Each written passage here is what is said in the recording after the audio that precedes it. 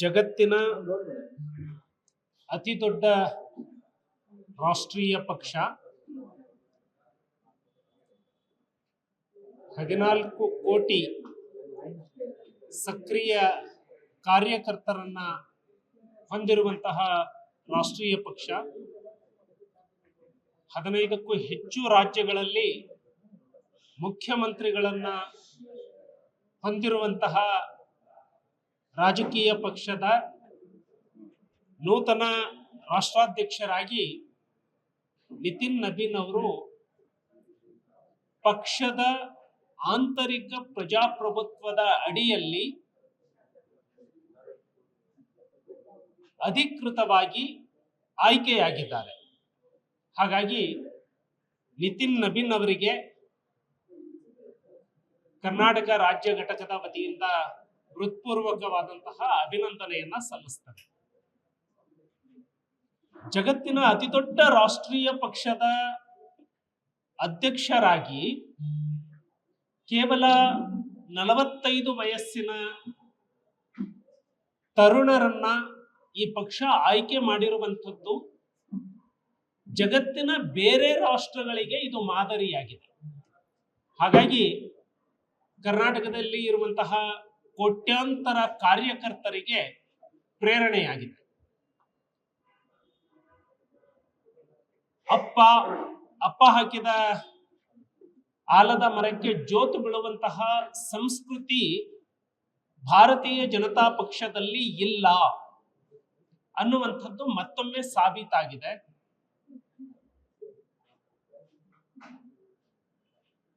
Booth ಮಟ್ಟದಿಂದ ಸಂಘಟನೆಯ ಮೂಲಕ ರಾಷ್ಟ್ರೀಯ ಅಧ್ಯಕ್ಷರಾಗುವ ಹಂತದವರೆಗೆ ಬೆಳೆಯುವಂಥದ್ದು ಅದು ಭಾರತೀಯ ಜನತಾ ಪಕ್ಷದಲ್ಲಿ ಮಾತ್ರ ಸಾಧ್ಯ ಇದೆ. ಕಾಂಗ್ರೆಸ್ ಪಕ್ಷ ವಂಶ ಕುಟುಂಬ ರಾಜಕಾರಣಕ್ಕೆ ಯಾವ ರೀತಿ ಜೋತು ಬಿದ್ದಿದೆ, ಕಾಂಗ್ರೆಸ್ ಪಕ್ಷದ ಮುಖಂಡರು ಹೇಳ್ತಾರೆ ಕಾಂಗ್ರೆಸ್ ಪಕ್ಷಕ್ಕೆ ರಾಷ್ಟ್ರೀಯ ಅಧ್ಯಕ್ಷರು ಖರ್ಗೆ ಆಗಿರಬಹುದು, ಅವರು ಅಧ್ಯಕ್ಷರು ಮಾತ್ರ, ಆದ್ರೆ ನಮ್ಮ ನಾಯಕರು ಯಾರು ಅಂದ್ರೆ ರಾಹುಲ್ ಗಾಂಧಿ ಮತ್ತು ಗಾಂಧಿ ಕುಟುಂಬ ಅಂತ ಹೇಳ್ತಾರೆ. ಇವತ್ತು ಯಾಕೆ ಕಾಂಗ್ರೆಸ್ ಪಕ್ಷ ಧೂಳಿಪಟ ಆಗ್ತಾ ಇದೆ ಅಂದ್ರೆ ತುಷ್ಟೀಕರಣದಿಂದ, ವಂಶವಾದದಿಂದ, ಭ್ರಷ್ಟಾಚಾರದಿಂದ ಹೊರಗೆ ಬರಲಿಕ್ಕೆ ಸಾಧ್ಯ ಆಗಿಲ್ಲ. ಕಾಂಗ್ರೆಸ್ ಪಕ್ಷದ ಭ್ರಷ್ಟಾಚಾರದ ಮೂಲ ನರೇಗಾ ಆಗಿತ್ತು. ಮಹಾತ್ಮ ಗಾಂಧೀಜಿಯವರ ಹೆಸರನ್ನ ಉದ್ಯೋಗ ಖಾತ್ರಿಗೆ ಜೋಡಿಸಿ ಮಹಾತ್ಮ ಗಾಂಧೀಜಿಯವರ ಹೆಸರಿನಲ್ಲಿ ಅತಿ ಹೆಚ್ಚು ಭ್ರಷ್ಟಾಚಾರ ಮಾಡಿದ್ದು ಕಾಂಗ್ರೆಸ್ ಪಕ್ಷ. ಯುಪಿಎ ಅವಧಿಯಿಂದ ಏನು ಉದ್ಯೋಗ ಖಾತ್ರಿ ಜಾರಿಗೆ ಬಂದಿತ್ತು, ಸರಿಸುಮಾರು 11 ಲಕ್ಷ ಕೋಟಿ ಉದ್ಯೋಗ ಖಾತ್ರಿಗೆ ಬಳಕೆ ಆಗಿದೆ. ಇಡೀ ದೇಶದಲ್ಲಿ 11 ಲಕ್ಷ ಕೋಟಿಯಲ್ಲಿ 1 ಲಕ್ಷದ ಅಸೆಟ್, 1 ಲಕ್ಷ ರೂಪಾಯಿಯ ಅಸೆಟ್ ಅನ್ನ ತೋರಿಸಿ ಅಂತ ಹೇಳಿದ್ರೆ ಇವತ್ತು ಉದಾಹರಣೆ ಇಲ್ಲ.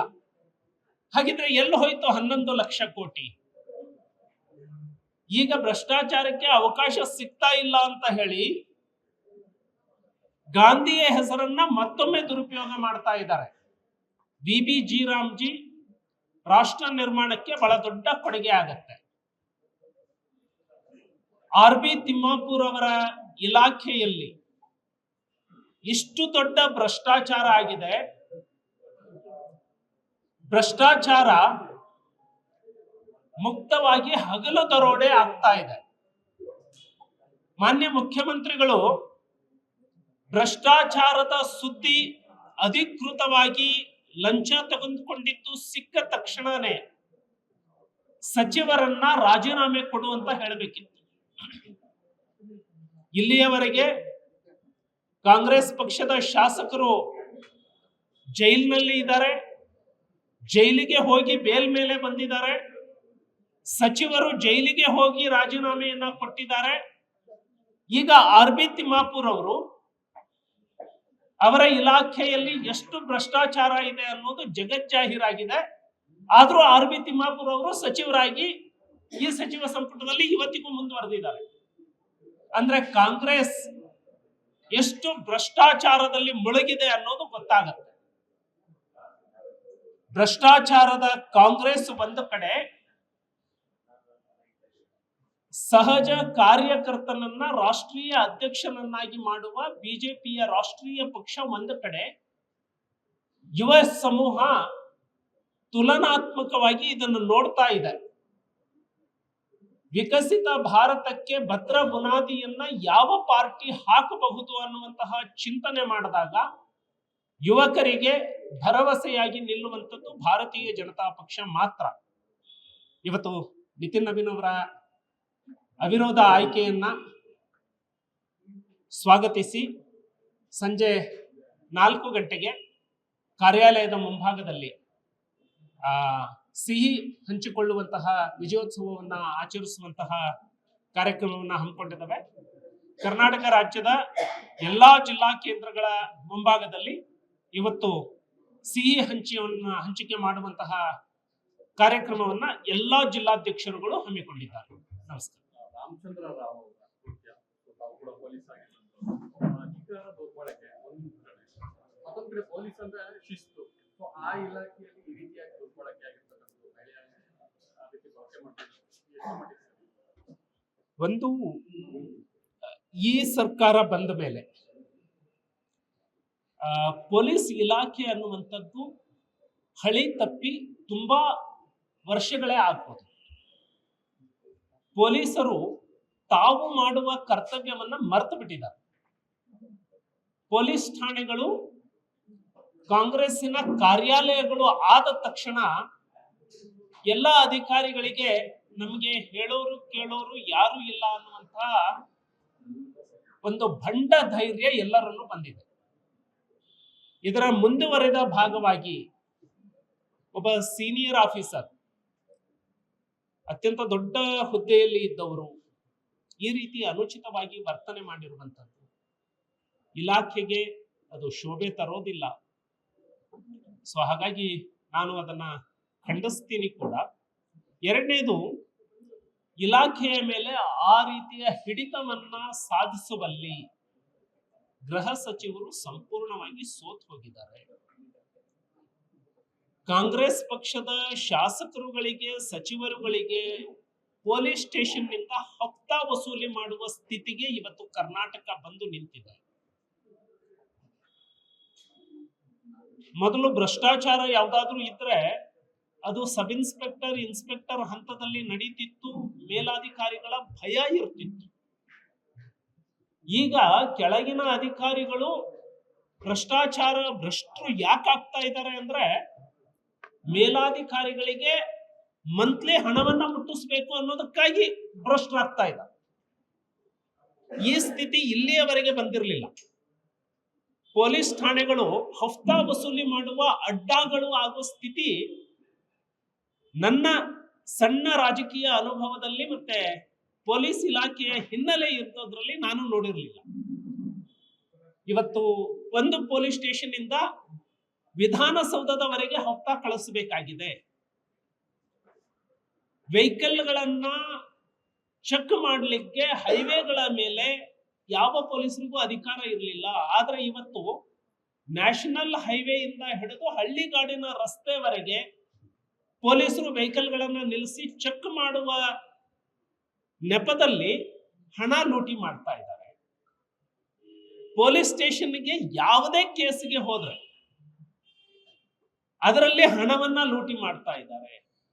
ಸಿವಿಲ್ ಮ್ಯಾಟರ್ ನಲ್ಲಿ ಪೊಲೀಸ್ ಸ್ಟೇಷನ್ಗಳು ಬಹಳಷ್ಟು ಇಂಟರ್ಫಿಯರ್ ಆಗ್ತಾ ಇದ್ದಾವೆ. ಎರಡನೇದು, ಪೊಲೀಸ್ ಇಲಾಖೆಗಳು ಅಪರಾಧಿಗಳನ್ನ ಬೆನ್ನು ಹತ್ತೋದು ಬಿಟ್ಟು ಬಿಜೆಪಿ ಮತ್ತು ಸಾಮಾಜಿಕ ಬೆಂಬಲಿತ ಯೂಟ್ಯೂಬರ್ಸ್ ಗಳನ್ನ ಬೆನ್ನು ಹತ್ತಿದ್ದಾರೆ. ಸರ್ಕಾರದ ವಿರುದ್ಧ ಯಾರಾದ್ರೂ ಒಂದು ಟ್ವೀಟ್ ಮಾಡಿದ್ರು, ಒಂದು ಸ್ಟೇಟ್ಮೆಂಟ್ ಕೊಟೇಶನ್ ಮಾಡಿದ್ರು ಅಂದ ತಕ್ಷಣ ಅವ್ರನ್ನ ಅರೆಸ್ಟ್ ಮಾಡ್ತಾರೆ. ಶಶಿಕಲಾ ನಟರಾಜ್ ಅನ್ನುವಂತಹ ಹೆಣ್ಣು ಮಗಳು ತುಮಕೂರಿನಲ್ಲಿ ಒಂದು ಟ್ವೀಟ್ ಮಾಡಿದ್ದಕ್ಕೆ ಕಲಬುರಗಿಯಿಂದ ಪೊಲೀಸರು ಬಂದರು. ಅಂದ್ರೆ ಕಲಬುರಗಿ ಪೊಲೀಸರಿಗೆ ಬೇರೆ ಕೆಲಸ ಇಲ್ವಾ? ಕಲಬುರಗಿಯಲ್ಲಿ ಅಪರಾಧಗಳು ನಡೆದಿಲ್ವಾ? ಕಲಬುರಗಿಯಲ್ಲಿ ಎಷ್ಟು ಆರೋಪಿಗಳನ್ನ ದಸ್ತಗಿರಿ ಮಾಡಲಾರದೆ ಬಿಟ್ಟಿದ್ದೀರಿ? ನಿಮ್ಮ ಪ್ರಯಾರಿಟಿ ಯಾವುದು? ಸೊ ಇದು ಎಲ್ಲವೂ ನೋಡಿದ್ರೆ ಸರ್ಕಾರ ಪೊಲೀಸ್ ಸ್ಟೇಷನ್ಗಳ ಮೂಲಕ, ಪೊಲೀಸ್ ಠಾಣೆಗಳ ಮೂಲಕ ತನ್ನ ರಾಜಕೀಯ ಹಿತಾಸಕ್ತಿಯನ್ನ ಈಡೇರಿಸಿಕೊಳ್ಳಿಕ್ಕೆ ಶುರು ಮಾಡಿದ ತಕ್ಷಣ ಸುಪೀರಿಯರ್ ಆಫೀಸರ್ಸ್ಗಳನ್ನ ಇದಕ್ಕೆ ಬಳಸ್ಕೊಳ್ಳಿಕ್ಕೆ ಶುರು ಮಾಡಿದ ತಕ್ಷಣ ಸುಪೀರಿಯರ್ ಆಫೀಸರ್ಸ್ಗೆ ನಾನು ರಿವ್ಯೂ ಮಾಡಬೇಕು, ಕ್ರೈಮ್ ರಿವ್ಯೂ ನನ್ನ ಜವಾಬ್ದಾರಿ ಅನ್ನೋದು ಹೋಗ್ಬಿಡ್ತು ಅವರಿಗೆ. ಸುಪೀರಿಯರ್ ಆಫೀಸರ್ಸ್ ಮೇಲೆ ಹಫ್ತಾ ಕೊಟ್ರೆ ಸಾಕು, ನಂದು ನಡೆದು ಹೋಗುತ್ತೆ ಅಂತ ಬಂದಾಗ ಈ ರೀತಿಯ ದಾರಿಗಳು ಹತ್ತು. ಹಾಗಾಗಿ ಮಾನ್ಯ ಡಾಕ್ಟರ್ ಪರಮೇಶ್ವರ್ ಅವರಿಗೆ ಕೈ ಮುಗಿದು ವಿನಂತಿ ಮಾಡ್ತಾರೆ, ಪೊಲೀಸ್ ಇಲಾಖೆಯನ್ನ ಈ ಮಟ್ಟಕ್ಕೆ ತಂದು ನಿಲ್ಲಿಸಬೇಕು. ದಯವಿಟ್ಟು ನಿಮ್ಮಿಂದ ಸಾಧ್ಯ ಆದ್ರೆ ಇಲಾಖೆಯನ್ನ ನಿರ್ವಹಣೆ ಮಾಡಿ, ಇಲ್ಲ ಅಂದ್ರೆ ರಾಜೀನಾಮೆ ಕೊಟ್ಟು, ನಿಮಗೇನು ಮಿನಿಸ್ಟರ್ ಇರ್ಬೇಕಲ್ವಾ? ನಿಮಗೆ ಹಿಂದೆ ಮುಂದೆ ಪೈಲಟ್ ಬೇಕು, ಎಸ್ಕಾರ್ಟ್ ಬೇಕು ಅಷ್ಟೇ ಅಲ್ವಾ? ವಿತೌಟ್ ಪೋರ್ಟ್ಫೋಲಿಯೋ ಮಿನಿಸ್ಟರ್ ಆಗಿ ನೀವು.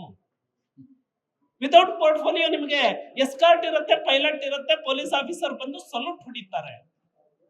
ಒಂದು ಇಲಾಖೆಯನ್ನ ಈ ಮಟ್ಟಕ್ಕೆ ತಂದು ನಿಲ್ಲಿಸಿದ್ದು ಪೊಲೀಸ್ ಸ್ಟೇಷನ್ ಅಲ್ಲಿ. ಪರಮೇಶ್ವರ್ ಅವರೇ, ನಿಮಗೆ ಗೊತ್ತಿರಲಿ, ಪೊಲೀಸ್ ಸ್ಟೇಷನ್ಗೆ ಹೋಗಿ ಅವನು ಏನೂ ತಪ್ಪು ಮಾಡದೇ ಇದ್ರು ಕೂಡ ಅಲ್ಲಿ ಲಂಚ ರಿಶ್ವತ್ತು ಕೊಟ್ಟು ಬರ್ತಾನಲ್ಲ, ಆ ಶಾಪ ನಿಮಗೆ ತಟ್ಟತ್ತೆ.